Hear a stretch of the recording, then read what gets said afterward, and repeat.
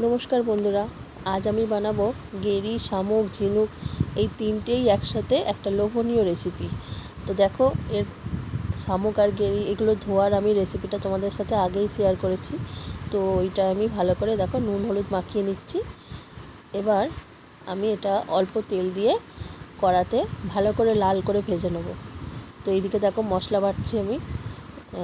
এর মধ্যে আছে ধনে, জিরে, আদা, রসুন একসাথেই সব বাটা আছে। তো এ দেখো আমি ভালো করে ভাজছি, একটু লাল লাল করে ভাজবো। এটা একটু ভেজে নিলে না স্বাদটা আরও অন্যরকম ভালো হয়ে যায়। তো আমি ওটা আগে ভেজে তুলে নিয়েছি। এবার আমি ভাজছি ঝিনুকটা। এটা আমি অল্প তেলটা তুলে নিয়ে যেই শুকনো কড়াতেই নাড়বো, পরে আমি তেল দেবো একটু। নুন হলুদ দিয়ে জল ছেড়ে যাবে, জলটা শুকিয়ে গেলে আমি নামাবো। তো দেখো আজকে মেঘলা করেছে, বাইরের আকাশটা পুরো মেঘলা। একটু আগেই অনেকক্ষণ ধরে বৃষ্টি হলো। তো বাইরের পরিবেশটা বেশ ভালোই লাগছে দেখতে। এইদিকে আমার রান্নাটাও হয়ে এসছে।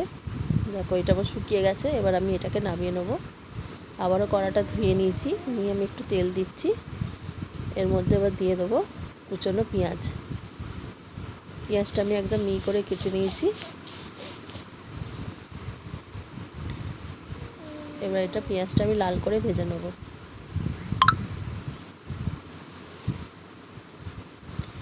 এবার এর মধ্যে আমি দিয়ে দেবো আদা, রসুন, ধনে, জিরে, কাঁচা লঙ্কা একসাথে বাটা।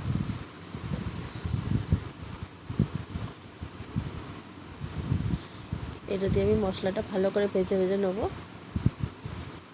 আবারও একটু আমি আদা দিলাম।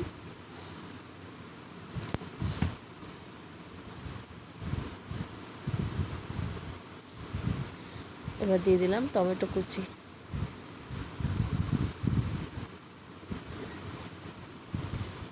এটা ভালো করে ভাজা ভাজা হলে এবার আমি একসাথে ভেজে রাখা এই তিনটেই গেরি শামুকগুলো আমি দিয়ে দিলাম। এবার এইটা দিয়ে আমাকে ভালো করে অনেকক্ষণ ধরে কষতে হবে,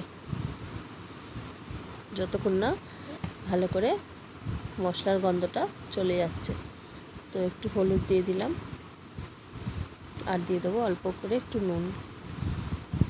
কেন নুন দিয়ে আমি আগে মাখিয়ে ভেজে নিয়েছিলাম। তো অল্প করে নুনটা পরিমাণ মতো দিলাম, দিয়ে আমি অনেকক্ষণ ধরে চাপা দিয়ে এটা কষবো।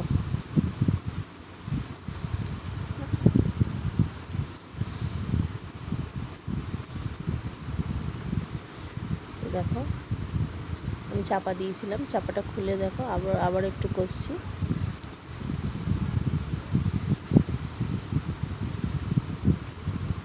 এটা একটু ঝাল ঝাল হলেই বেশি ভালো হয় খেতে। তো আমি অল্প করে একটু জল দিচ্ছি সেদ্ধ হওয়ার জন্য। এই রেসিপিটা বাড়িতে হলে আর অন্য কিছু লাগে না, শুধু এই দিয়েই ভাত খাওয়া হয়ে যাবে। তো একদিন বানিয়ে দেখো এইভাবে কষা কষা। তোমরা কে কে গেরি খাও, ঝিনুক খাও, প্লিজ আমাকে কমেন্ট করে জানিও। আর কে কে খাও না সেটাও জানিও। তো আমি চাপা দিয়ে দেবো। এবার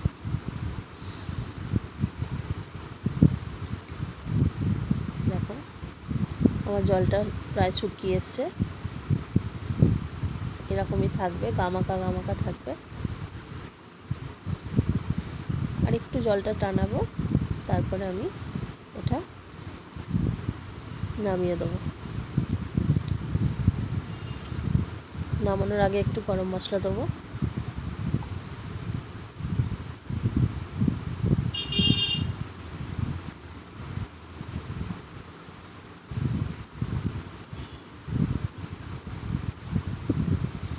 অল্প চিনি দিলাম।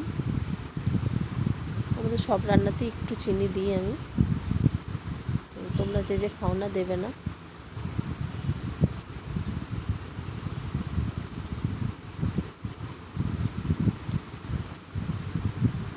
দেখো কি সুন্দর দেখতে হয়েছে না?